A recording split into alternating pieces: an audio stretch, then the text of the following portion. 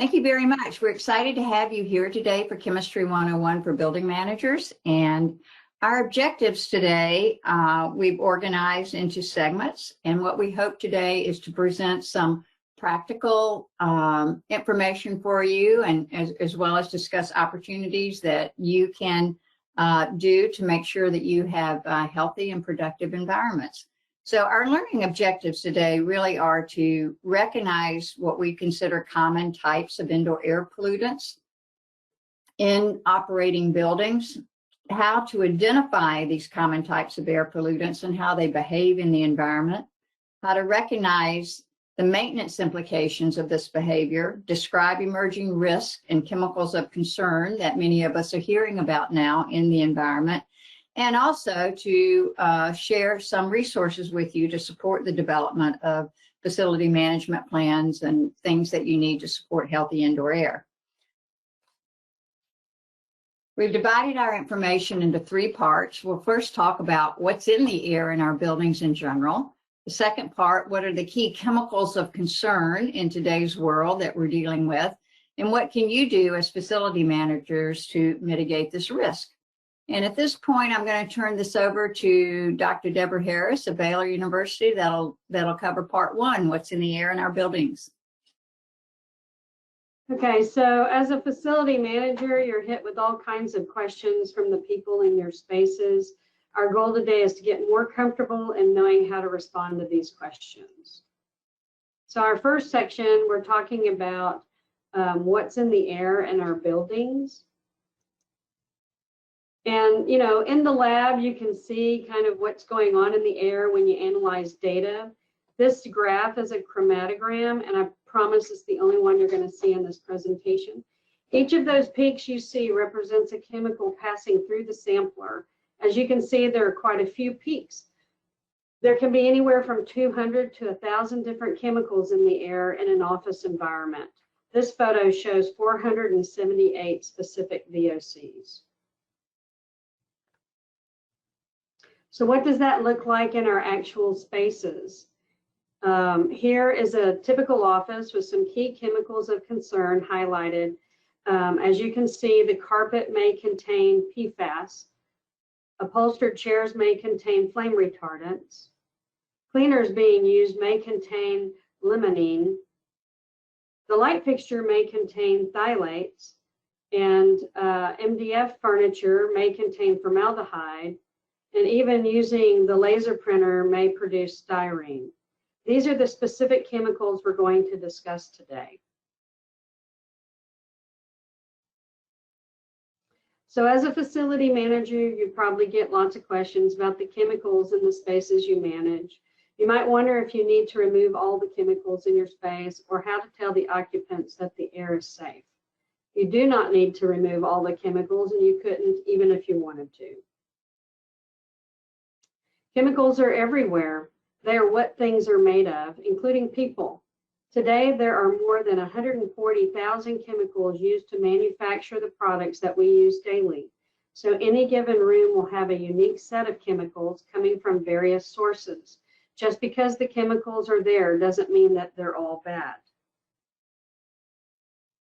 However, that does not mean that we have nothing to worry about. We are still learning about the health effects of many of the chemicals in our spaces, but we already know a lot about what chemicals are the most hazardous and what we can do about them. Even with the chemicals of concern in a space, their presence alone isn't necessarily a problem. The health risk depends on both the pollutant's hazard, which is the inherent properties which can affect human health, and the exposure, how much the pollutant is present and for how long. Exposure may be short-term, considered acute exposure, of immediate duration, which would be considered semi-chronic, or long-term chronic exposure. Exposure levels to a substance of concern can also vary over the life of the material. Some materials may be more harmful during construction or disposal. For example, insulation and electrical wiring with flame retardants that are encapsulated in the wall may pose more risk to the installer and less to a building occupant. And of course, the health risks of these chemicals are not universal across all populations.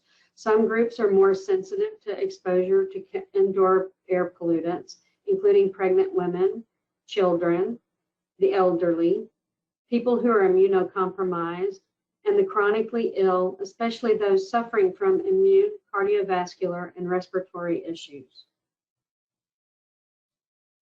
So our goal is to take a strategic and informed approach to managing the chemicals in your spaces.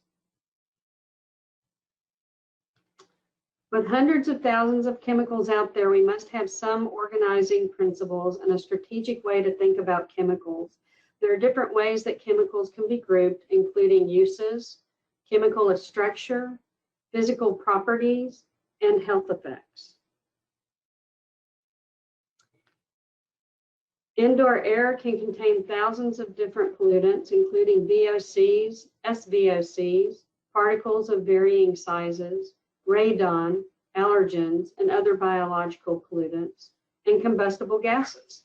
However, today we will focus on VOCs and SVOCs, but keep in mind the mitigation strategies that we'll discuss will help across the board. Chemicals come from both the products and materials in our spaces and the processes and activities that occur within those spaces. People bring chemicals with them when they walk in the door. Products, including things like building materials, furniture, equipment, and personal products. Processes like cleaning protocols, 3D printing, laser printers, making artwork or cooking. And people bring in chemicals used in personal care and even expel chemicals through their breath.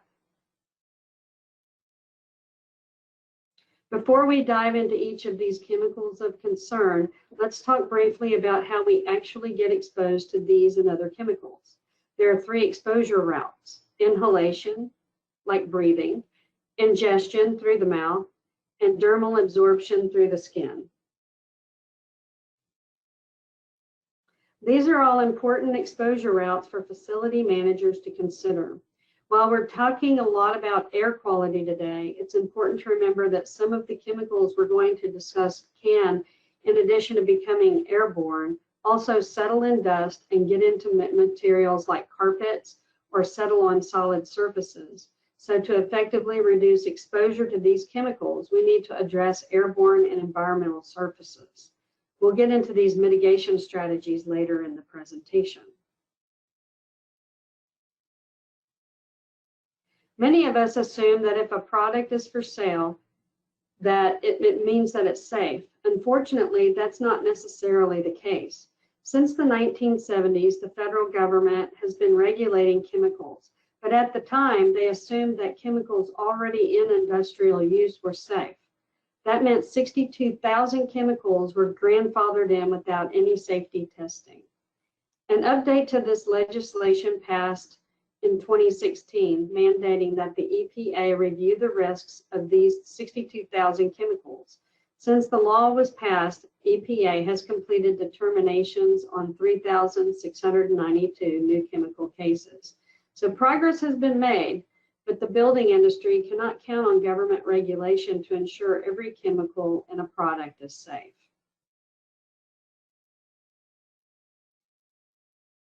Often, regulation is done reactively instead of proactively.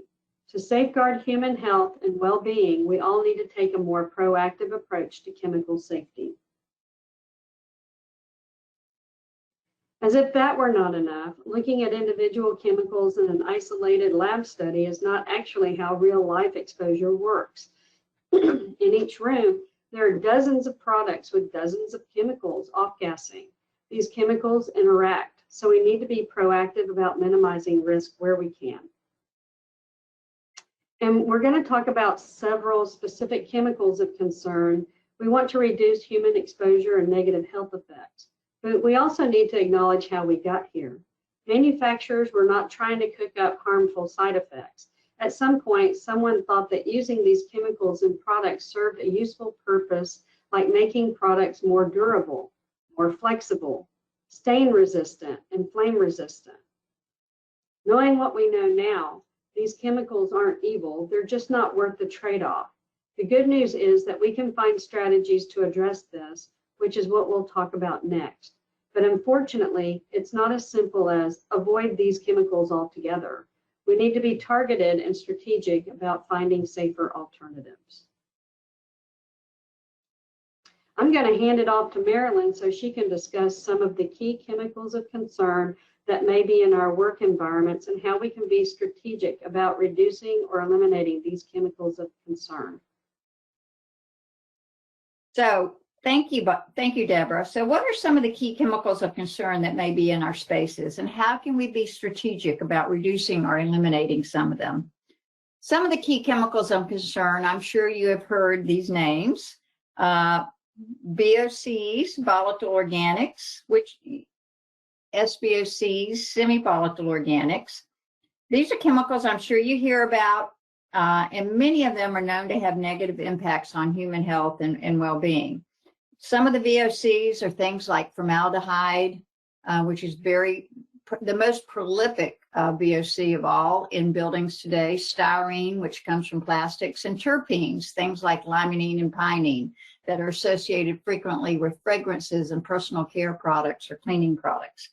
And then on the SVOC side, we have chemicals like the fluorinated PFAS chemicals, certain flame retardants that are common in many products, and phthalates, which are also recognized as plasticizers.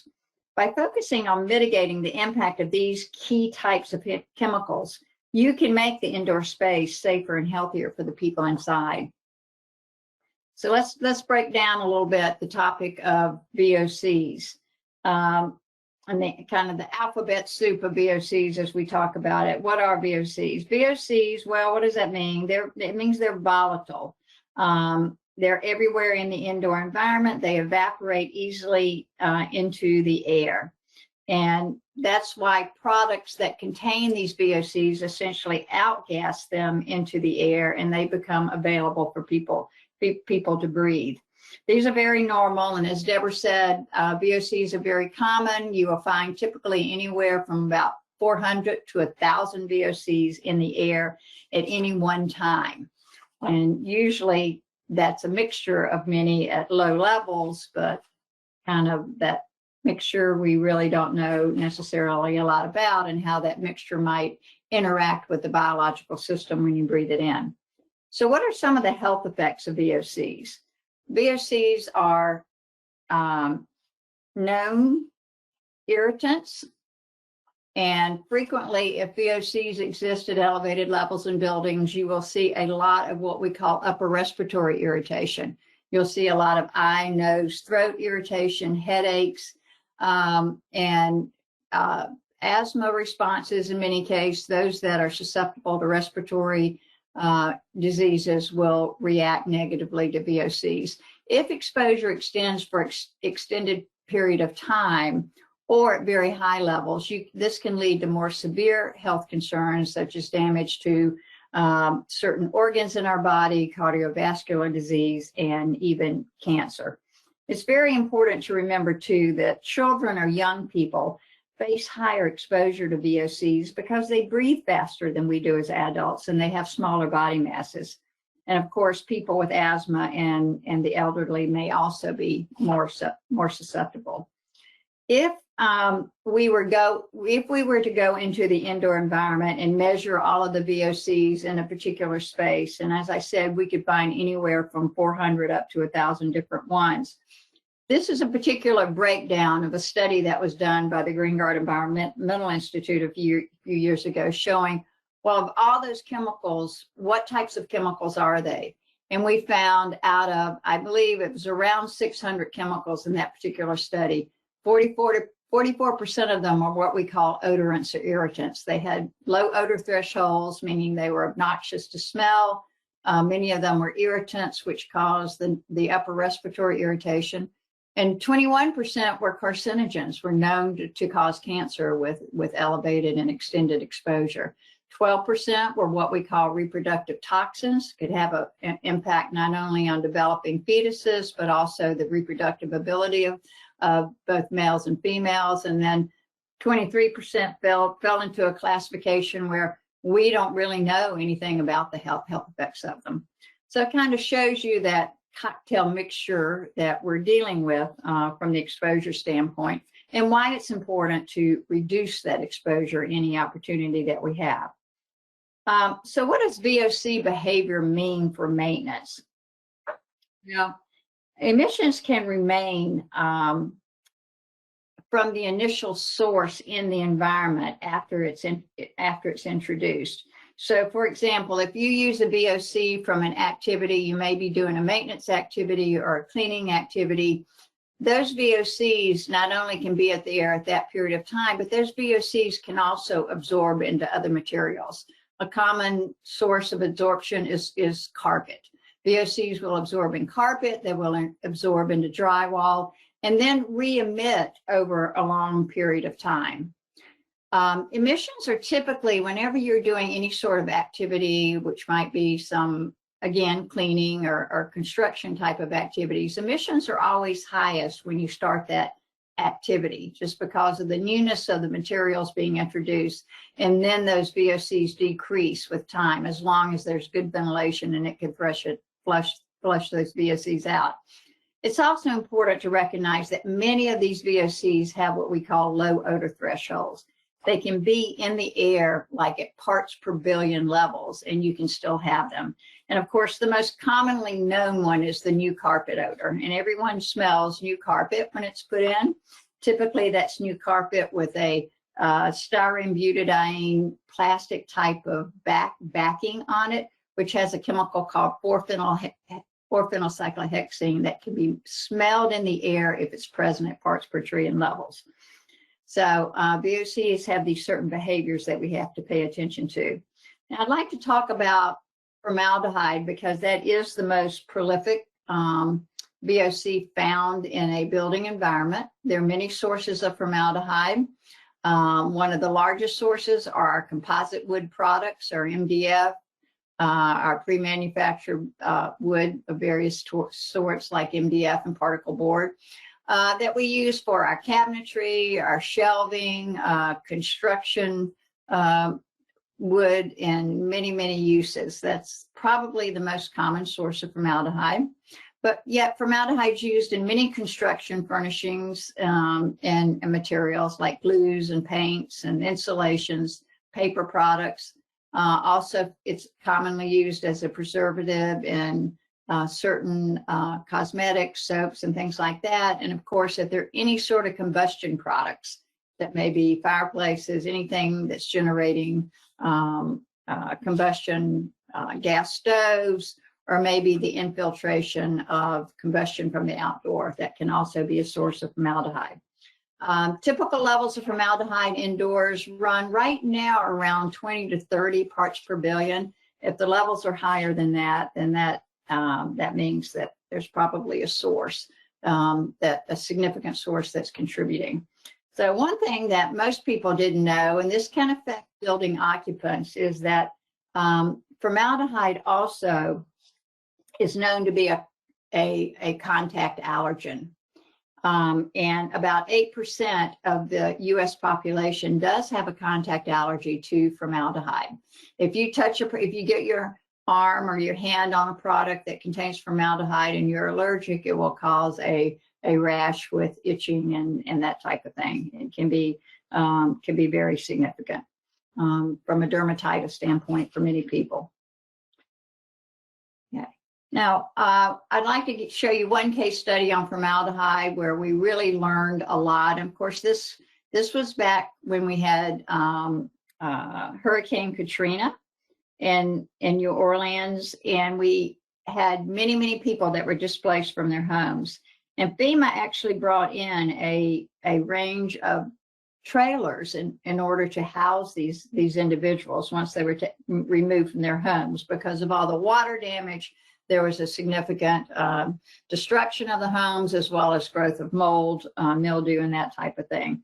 And so they put people out in all these trailers, and very quickly they found that people in the trailers were getting sick and were having significant respiratory issues, asthma attacks, children were reacting negatively, and that type of thing. And they found out very quickly that the cause of that was the formaldehyde level. formaldehyde level was extremely high in these small environments.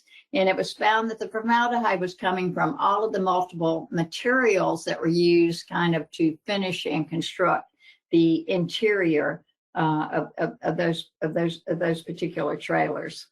So it wasn't just one source, but many sources, and also there was pretty minimal ventilation to flush that formaldehyde out.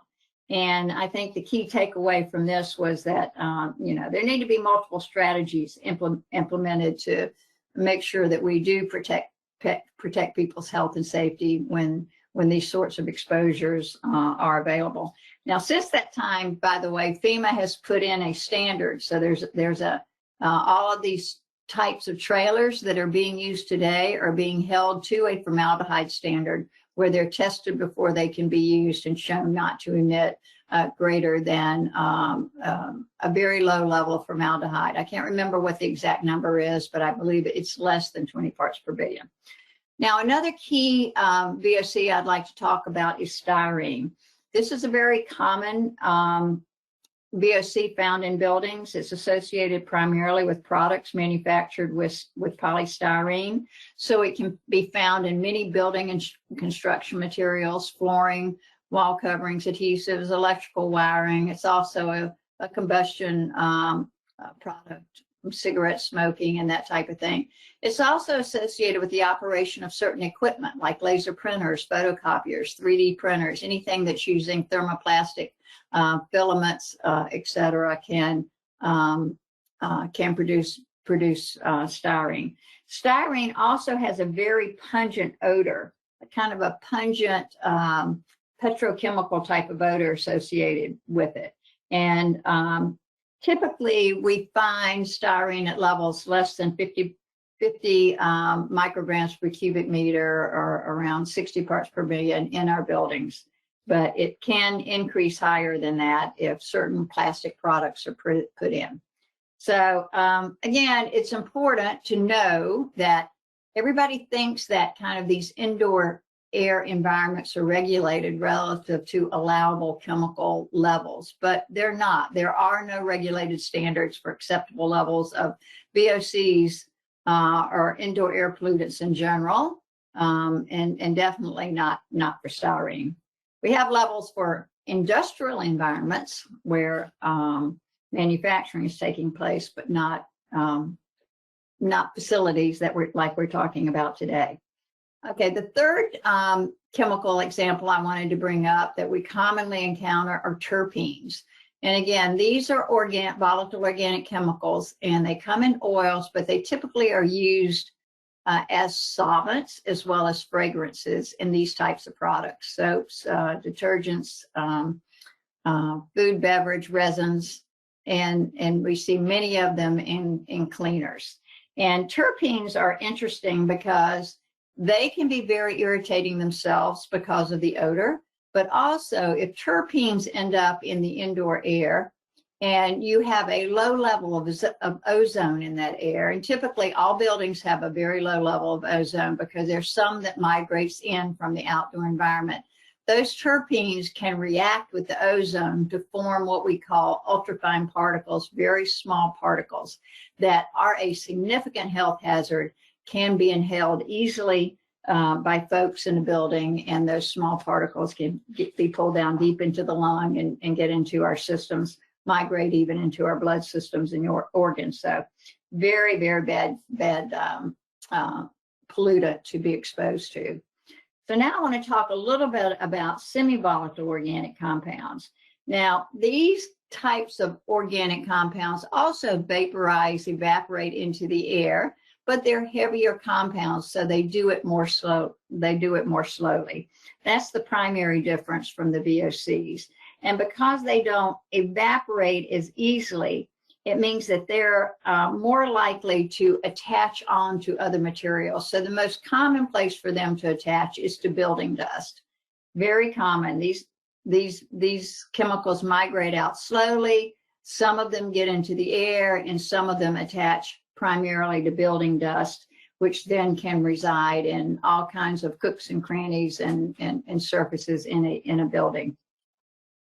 So SVOCs also have very significant health concerns. Some of them are actually more of a concern than even the actual VOCs. They can produce allergic symptoms. They can affect reproductive development.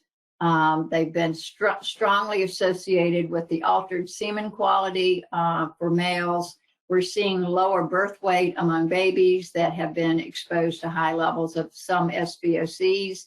And that's determined, by the way, by measuring the cord blood of a mother at birth. And when you measure that cord blood, you can see all of the industrial chemicals that are present that person's being exposed to. But the main issue with SVOCs that you hear a lot about now is endocrine disruptors. And that means that these particular SVOCs mimic the action of hormones. So when they get into your body, they can mimic hormones and cause disruption, which can lead to cancer, diabetes, obesity, infertility, and also learning disabilities, especially among children. So SVOCs are a target of real concern and really have a need to try to minimize in buildings. So again, what's the unique behavior about these SVOCs that's important? Mainly that they can migrate for long periods of time. They don't, some of the VOCs, the volatile VOCs specifically, they can outgas and kind of that newness in those VOCs go away. But SVOCs continue to emit for a long period of time and gives them that opportunity to migrate into other materials. And we're just now learning really about some of the health concerns about SVOCs. And so we don't know as much. So we really need to take a precautionary approach to minimizing reduction to them. One of the ones you're hearing about a lot in the marketplace now are what we call PFAS chemicals. Okay, and this stands for perfluoroalkyl and polyfluoroalkyl substances. It's a type of halogenated, more specifically fluorinated type of chemicals. And they're unique because the carbon-chlorine bond in these chemicals is very, very strong. And because it's so strong, they're good to use for various things, but it also means they don't degrade. They don't degrade in the environment. If they get into your biological system, they don't degrade. And we know that PFAS chemicals are being found in about 90% of the US population today. And I'm sure you're hearing a lot about PFAS chemicals in the news because there are some lawsuits that are ongoing relative to their presence in water systems and folks getting exposure from certain water sources. So what are the sources of PFAS in your building? And typically in a building, a lot of the PFAS chemicals are associated with products that require stain or soil resist action, and these are some of your indoor furnishings. It may be your draperies, it may be your carpets, it may be some clothing. It's also very common in nonstick cookware, but you can also find them in certain everyday construction type materials like some paints and adhesives and things like that. So and also electrical wiring, for example, can contain PFAS. So there could be many, many sources.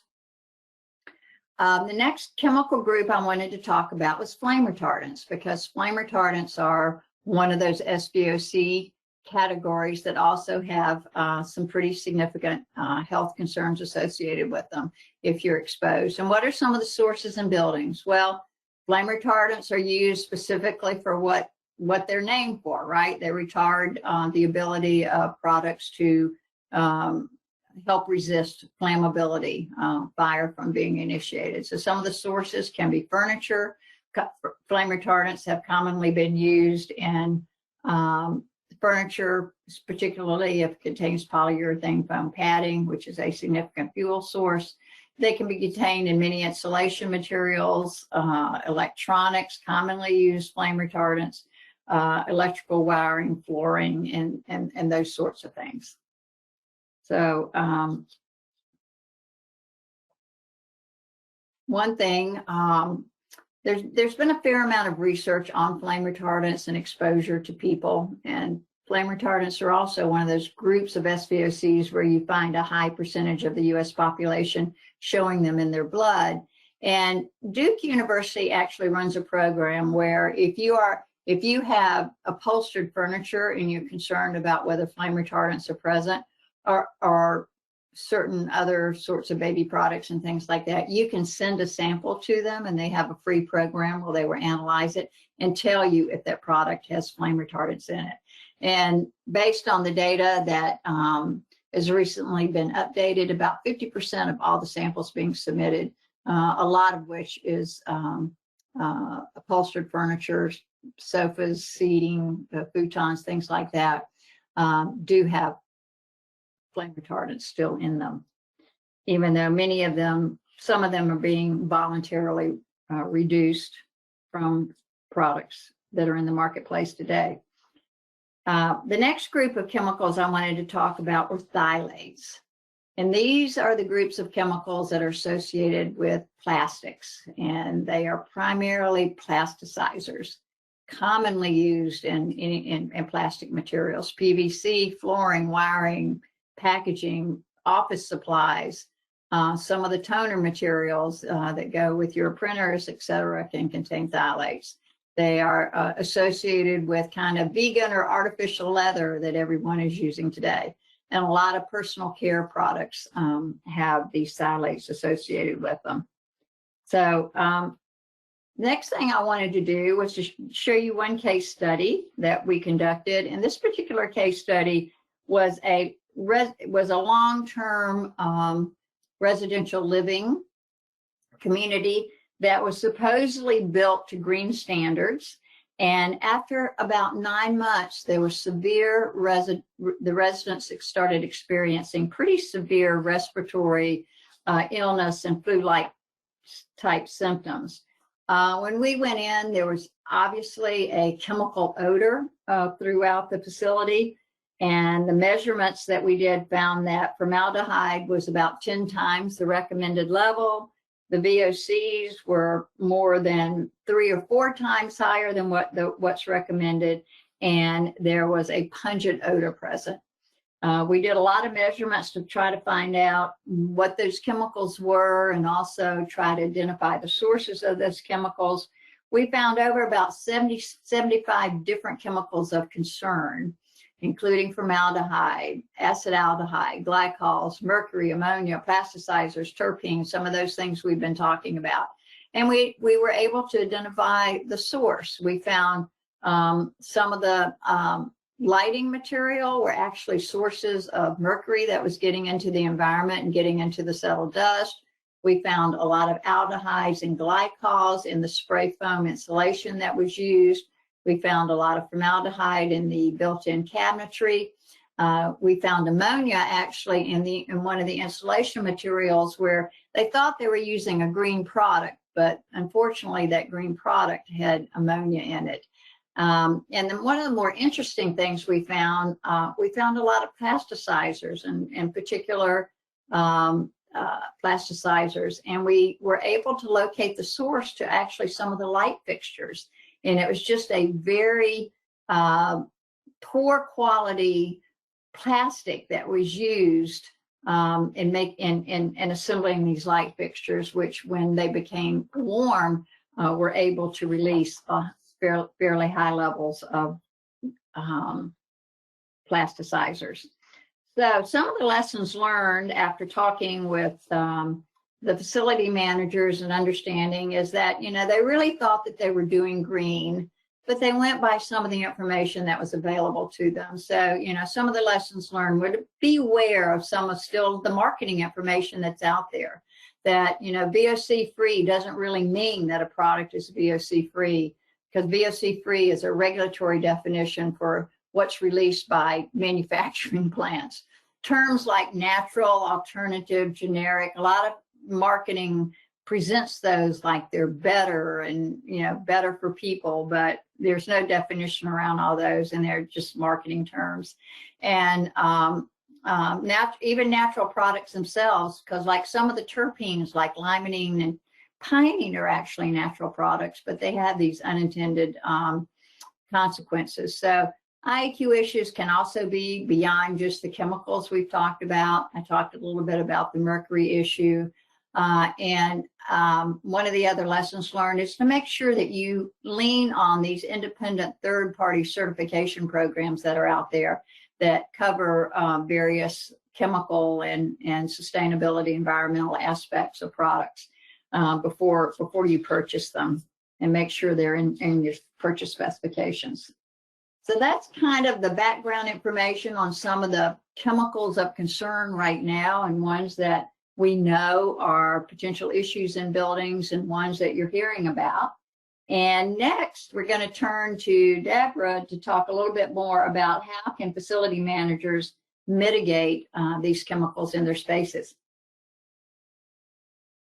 All right, here we go. The main strategies for managing indoor air quality apply regardless of the source. Source control is purchasing the right products and putting procurement policies into place. Cleaning effectiveness is having a proactive protocol, using the right cleaners, and cleaning effectively.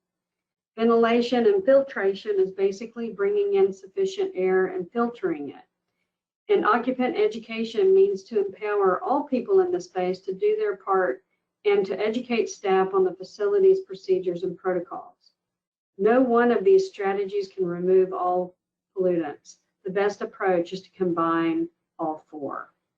And facility managers need to incorporate all these strategies into their management plans, documenting the processes and protocols related to all of these topics. Facility managers are familiar with source control and the certifications that we use. This was actually the very reason why Dr. Black started AQS and GreenGuard, to educate consumers and industry professionals about the importance of good indoor air quality and low emitting products. Source control is our #1 strategy. Don't bring pollutants into the space to begin with. It's much more effective than getting rid of pollutants after the fact. The goals are to specify or buy certified or verified low emission and specific chemical-free products for anything that you bring into the space. Air products out before use. Keep in mind that this will help with VOCs, but not SVOCs. Require vendors and suppliers to do the same, and always use products as recommended and dispose of them safely. There are many, many different certification programs out there for all kinds of products like furniture, paint, and cleaners. Look for independent third-party programs. Here are 3 examples to get you started. Green Screen for Safer Chemicals addresses furniture and fabrics with a certification specifically for PFAS-free products. UL GreenGuard certification program certifies building materials, furniture and furnishings, electronic equipment, and cleaning and maintenance products. EPA Greener Products and Services has resources across numerous purchase categories, from building materials to electronics to paper. Our next strategy is cleaning effectiveness. Our main approach is to use disinfectants approved by the EPA. This goes back to source control. Vacuum floors, textiles, and furniture with a HEPA vacuum high efficiency filter. A large part of the exposure from SVOCs is from dust in the buildings, so cleaning all flat surfaces appropriately and using proper dusting vacuuming processes is very important. Focus cleaning on high touch surfaces. We know that many disinfectants contain VOCs, so more is not better. We want to be smart about disinfecting high-touch surfaces and using cleaners in well-ventilated spaces. Over disinfecting with harmful chemicals is an unintended consequence. It's a great intention, but may have a harmful result. You also want to make sure that your facility has a routine cleaning program to avoid buildup of settled dust and films. This is a proactive approach. Chemical Insights has conducted a field study comparing buildings with and without routine cleaning and maintenance plans, and the difference in air quality was quite substantial. To look at the purpose of the study was to look at the importance of implementing a routine cleaning program, and Chemical Insights conducted a study looking at 2 different schools. Even though the study was conducted in schools, the results can be translated to all building types. We want to compare the results of reactive cleaning versus proactive planned cleaning protocols. Specifically, we wanted to look at chemical level differences and evaluate the human effects of green cleaning when compared with conventional cleaning methods and materials. So when you look at this graph, 2 hours after cleaning, you can see a pretty dramatic difference in the amount of TVOCs between school A and school B. Total volatile organic compound levels were considerably higher in school B, using conventional cleaners, which extended chemical exposure after cleaning. Over time, there is less exposure risk with green cleaning products and routine cleaning. Implementing a green cleaning protocol in the school that did not already have one had a big impact on the health of the students in the space.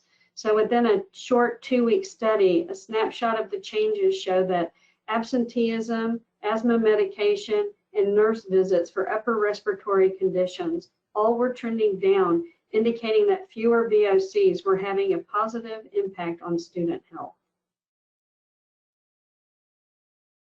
Again, there are a variety of resources out there about cleaning effectiveness. Look for independent third-party programs such as EPA's list of registered disinfectants.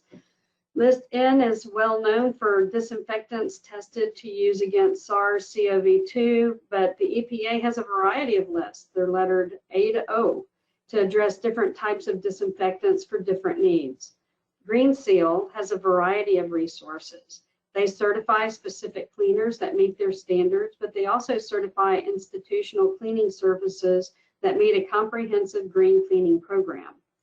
Even if you don't use the formal certification, their green cleaning program can be used as a best practices guide to help inform your cleaning policies. The CIMS standard from the International Sanitary Supply Association is similar to Green Seal's institutional green cleaning certification. Again, the guidebook can be used as a resource. SIMS stands for the Cleaning Industry Management Standard.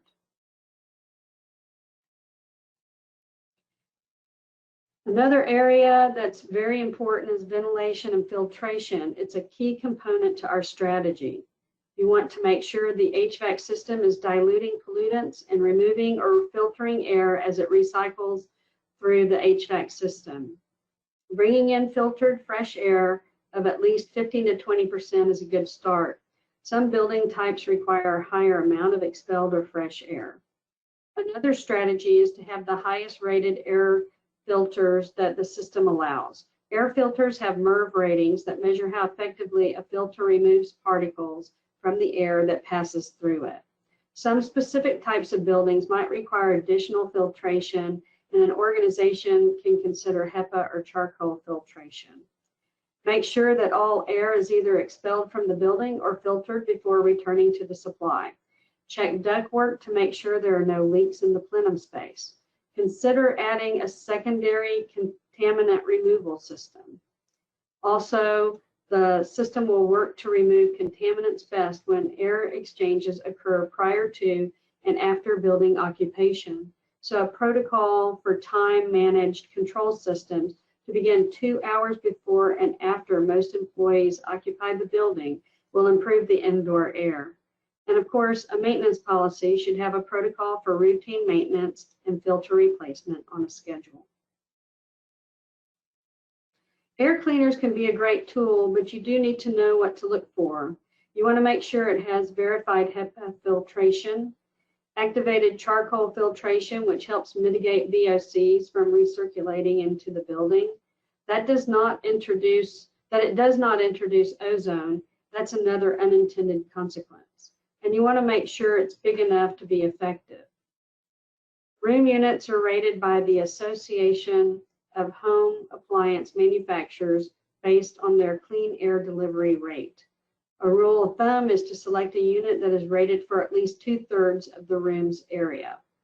Remember, these systems require filter replacement and maintenance too. So these units aren't going to replace the need for well-functioning HVAC system, but they can be a Band-Aid solution to help you get there or to help in a space with particularly high contaminants. Many of these requirements also apply to in-duct air cleaners. There are a variety of resources on both general ventilation and filtration, and specifically on the selection of standalone air cleaners. We have listed a few seen in bold. ASHRAE Standard 62.1, the EPA Clean Air in Buildings Challenge, the Harvard Healthy Building Portable Air Cleaners, and the NIH Selection and Use of Portable Air Cleaners. So when thinking about the indoor air quality, it's easy to remember that the solution to pollution is dilution, and of course, source control. If the chemical is in your facility, an effective way to get rid of a chemical pollutant is to dilute it. But keep in mind, the best thing we can do is not bring in the pollutant in the first place. If a pollution source is strong enough, you won't be able to effectively dilute it. So source control is still number one for a reason, but combining with a ventilation strategy creates a very powerful solution. Another important function is to address occupant education and staff training. Facility management can establish facility policies to reinforce source control targeted at occupants. Also, inform occupants about the facility's team's efforts to keep their spaces safe. Share the facility's efforts and IAQ management plan through established communication channels such as newsletters or a signage campaign in the building so that people can see what you're doing to keep them safe and understand their role in these efforts. Have the data to back this up and report it. Teach occupants what they can do to help. Do not bring in their own products such as air fresheners or wear strong perfume. Do not close or block air vents within the space. Prohibit the use of outside cleaners. Encourage occupants to immediately report any IAQ issues and maintenance problems occurring in the space. That includes any health-related concerns. And finally, train facility staff on the protocols and policies so that they can do their part to maintain healthy indoor environments. To be able to implement these strategies, you need to have a management plan that specifically addresses these issues. This should cover topics like staff training, protocols and procedures for how to respond to issues, maintenance programs, source control, and best practices. In addition to the resources on the specific strategies we've already discussed, there are several overall resources to frame an IAQ plan. The GSA Sustainable Facilities Tool is a one-stop website to learn sustainable building and procurement best practices. You can filter resources by your role, like facility manager. OSHA's Building Operations and Management page contains resources specific to indoor air quality, including information on protecting workers who use cleaning chemicals and links to a variety of other specific IAQ resources. This is a good clearinghouse of resource links. And the whole building design guide has a page dedicated to sustainable operations and management practices, including elements to incorporate into an operations and management plan with links to specific best practice guidelines. So today we have learned the basics about what chemicals are in our spaces and what we can do about them. We've discussed that the goal is not to eliminate all chemicals, but rather to focus on key pollutants that we know impact human health and well-being. We can proactively manage chemical loads in the indoor environment by not bringing them in to begin with, implementing regular, effective cleaning protocols, and prioritizing good ventilation and filtration in the space. Understanding the basic science behind these chemicals will help you answer questions you may get from building occupants and keep the people in the building safe and healthy. We want to thank you for this time that we've had to share with you our thoughts and strategies on keeping a healthy building environment, and want to know if anybody has any questions. Thank you so much, Dr. Black and Dr. Harris. We actually do have some questions. The first one we see is, what do you think the future of PFAS research holds? Go Ooh, ahead. okay. Yeah, there's a lot of research going on PFAS chemicals because overall there are about 4,000 PFAS chemicals out there. And we're focused on two particular ones, PFOA and PFOS right now, and a lot of work on that contamination in water sources and human exposure that way. But a lot of the work that's just beginning is really looking at PFAS exposure, or understanding the routes of exposure, or people getting these PFAS from inhaling them, by ingesting them, by touching products that contain them and having it migrate through their skin. And a lot of the research supporting that has to be analytical development just to be able to measure these PFAS chemicals accurately. So that's where a lot of the research is going. And once we have that done, then we'll be able to really measure the exposure and then evaluate the human risk elements so that we can begin to put mitigation strategies in place. Yeah, part of that too is identifying where we're finding it. And we know that we're finding it in certain performance textiles, and that relates to textiles in the built environment, as well as, you know, athletic wear and some other high performance type clothing that's out there. Thank you. Just one more question.